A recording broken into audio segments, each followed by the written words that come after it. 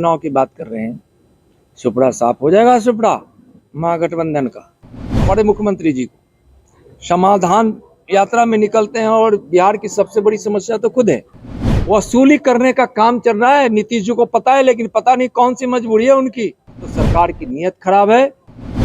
तेजस्वी जी उनकी मजबूरी है जो कहते हैं कि ऐसा नहीं होने देंगे आप। 2024 का प्लान भाई, 2024 में लोकसभा का आम चुनाव होना है। माननीय प्रधानमंत्री जी के नाम और काम पे चुनाव होगा। विकास पे काम हुआ है, उसके नाम पर चुनाव होगा।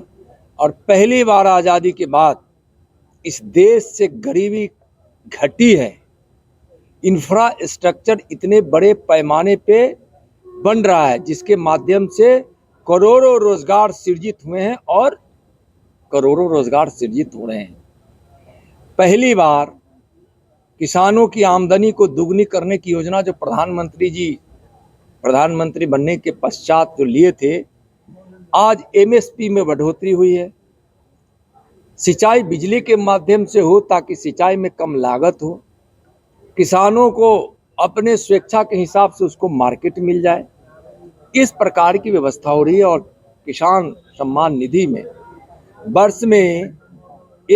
वर्ष में 3 बार में 6,000 रुपए 2,000 की किस्त जा रही है। अब तक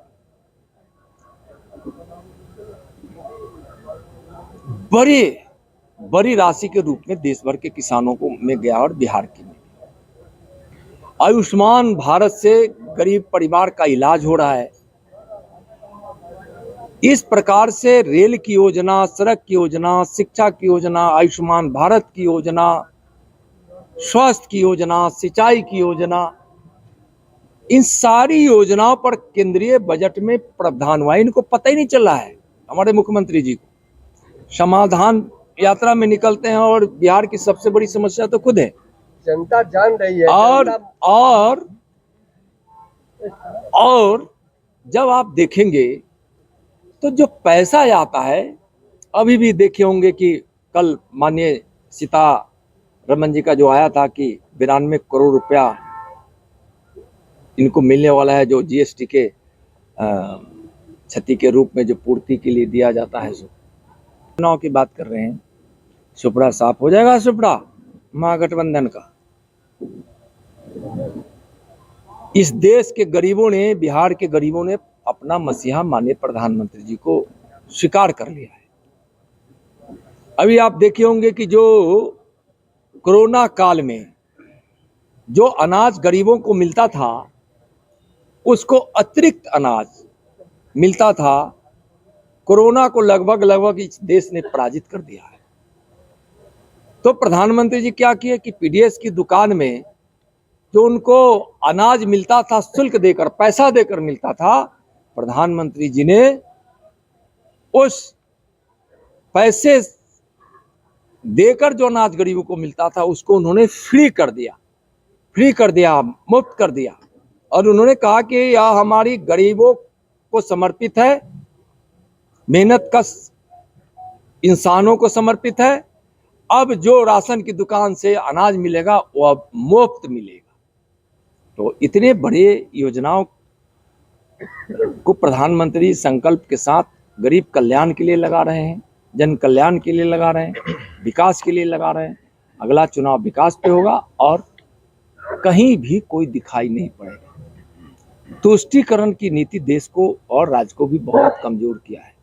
राजनीति में परिवारवाद भी लोकतंत्र के लिए हानिकारक ही नहीं होता है, विकास के लिए भी वह बहुत अवरोध होता है। बिहार भुगत चुका है इसको। बिहार में विधि व्यवस्था नहीं है, देख रहे हैं ना। मैं सप्ताह भर के पहले का एक आंकड़ा दे रहा हूं कि 1400 से ज्यादा हत्याएं हो गई है। सैकड़ों मां बहनों के साथ बलात्कार हो गया, मासूम बच्चियों के साथ सामूहिक बलात्कार हो जाता है। धमकियां मिलती है। स्कूल में बेटियां जा रही हैं तो स्कूल में के बस को रोककर उसके अपहरण का प्रयास होता है, उसके साथ छेड़छाड़ होता है। यह क्या है? यह गुंडा राज है, आतंक का राज है। और नीतीश जी और तेजस्वी जी गूंगा और बहरा बनकर कुछ नहीं सुन रहे हैं। अपराधियों को यह सरकार संरक्षण दे रही है। बालू से कितना बड़ा रोजगार होता है। छोटे छोटे मजदूर, निर्माण के कार्य में लगे हुए राजमिस्त्री और निर्माण कार्य में छोटे छोटे हार्डवेयर की दुकान से लेकर रंग पेंट करने वाले मजदूर, इन सब का रोजगार उससे मिलता है, जिसका आधार, एक बड़ा आधार बालू होता है। बालू नहीं तो निर्माण कार्य नहीं होगा। आज क्या है, उसमें भी आप तह में जाइएगा तो सरकार की नीयत खराब है, और उसमें भी लूट खसोट की मानसा और बैरियर लगाकर थानों के द्वारा वसूली करने का काम चल रहा है। नीतीश जी को पता है, लेकिन पता नहीं कौन सी मजबूरी है उनकी। तेजस्वी जी उनकी मजबूरी है, जो कहते हैं कि ऐसा नहीं होने देंगे आप। ठेकेदारों को, बालू के ठेकेदारों को वहां सहयोग मिल रहा है, संरक्षण मिल रहा है।